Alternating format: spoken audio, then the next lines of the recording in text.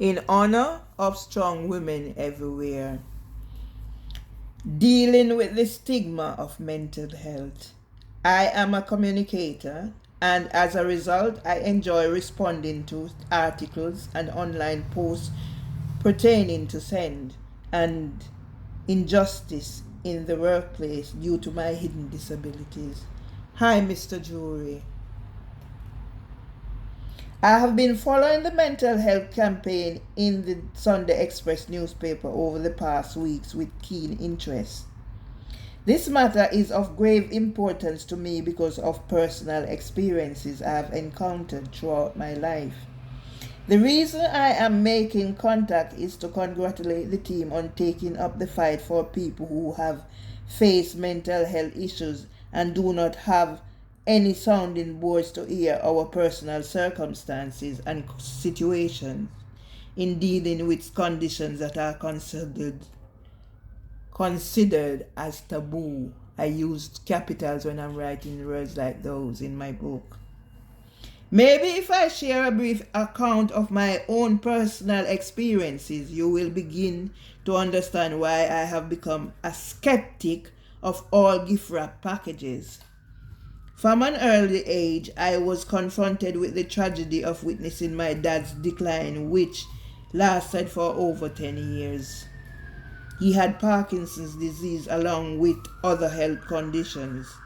However, it was the Parkinson's that caused my family the most concern as it affected every aspect of the family's welfare. I can recall his shakes at the beginning until his total loss of mobility and everything else that is eventually destroyed because of the deterioration in his health. As a teenager, I began to question my faith, asking why my dad, who had lived and served God, had to suffer so much. The onus was left on my poor mom to take the reins of responsibilities that were once my dad's, as well as her own job as a mother. In the end, my mom was faced with caring for my dad and her mother, who died within a month of each other. My dad and granny died within a month of each other. They both were reliant on mom. My granny eventually succumbed to one of her many strokes and died of a broken heart after her son was brutally murdered 2 years before. Imagine my own devastation when I realized my dad's condition was hereditary.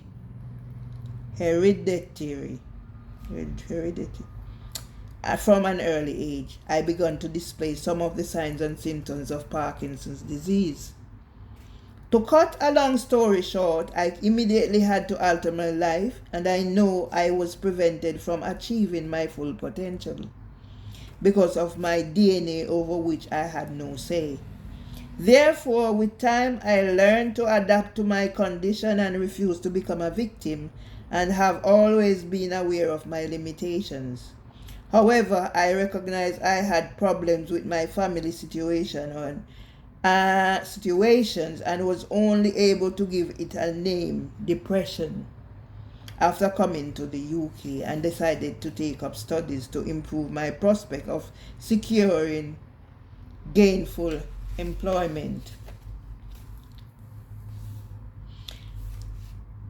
To make a better life for myself, I always joke about the fact that I managed to pick up all the defects from both sides of my family. Now I have seen in today's edition of the Daily Express, they penned an article about the role expected of the workplace in supporting their employees who experience mental health. My arguments are totally against sharing your predicaments with your employers, as this can be used to one's detriment and place a label of deficit model that is used to discredit a person who, when one is at their most vulnerable, capitals. At this point, I am talking from personal experiences when I self-refer because I was concerned about matters affecting my work and for which I needed some answers. This was used against me, and in the long run, when I needed the support of my NHS GP because I had told him about my Parkinson's disease symptoms, and I was given a kick in the teeth. This caused so much havoc in my life that at one difficult period I thought I would have been swept overboard by the tide of upheavals and emotional baggage I was left to deal with. My unfair treatment at work further exacerbated my depression that I found it hard coping with life. Even though I had swallowed my bitter medicine and moved on, I am reminded daily of these unpleasant events in my life because they keep reoccurring at work. I have been placed on a system where I am being networked against, so I cannot break the mold and move on. To make matters worse, I'm now penalized in my job for doing the work I'm paid for, and they are trying to get information about people so they can use it against them. I can recall when I first came to the UK, a friend told me that you never tell others the truth, as they cannot handle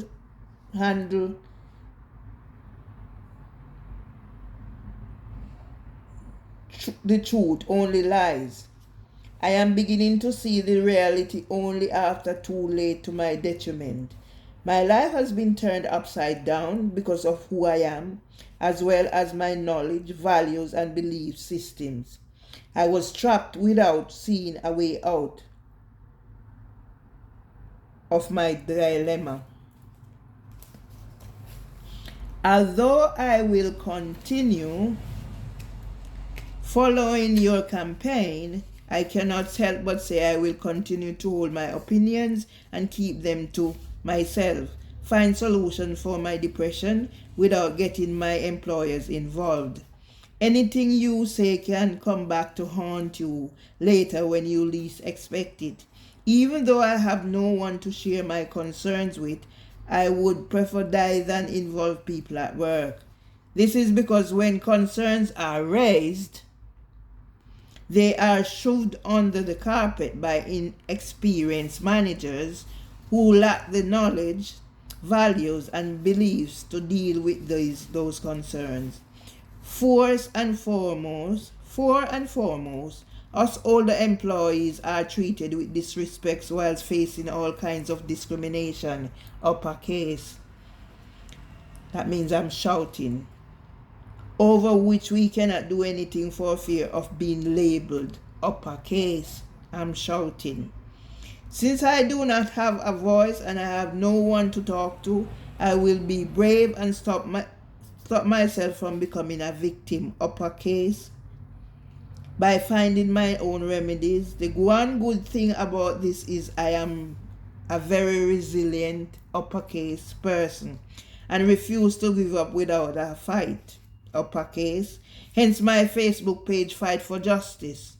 However, I won't make the same mistakes again by challenging social injustices and inequalities. Sticks and stones may break my bones, but ... Thanks for being my sounding board as this means so much to me, and especially when I'm at a low ebb in my life trying to stay in the UK, coping with the decline in mom's health.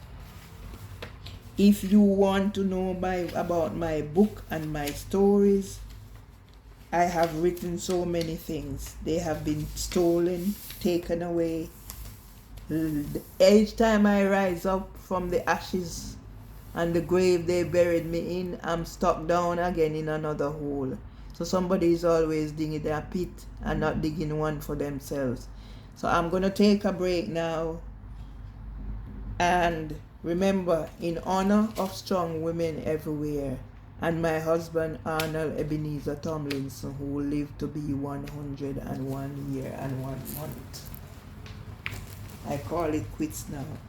It's been a productive day for me.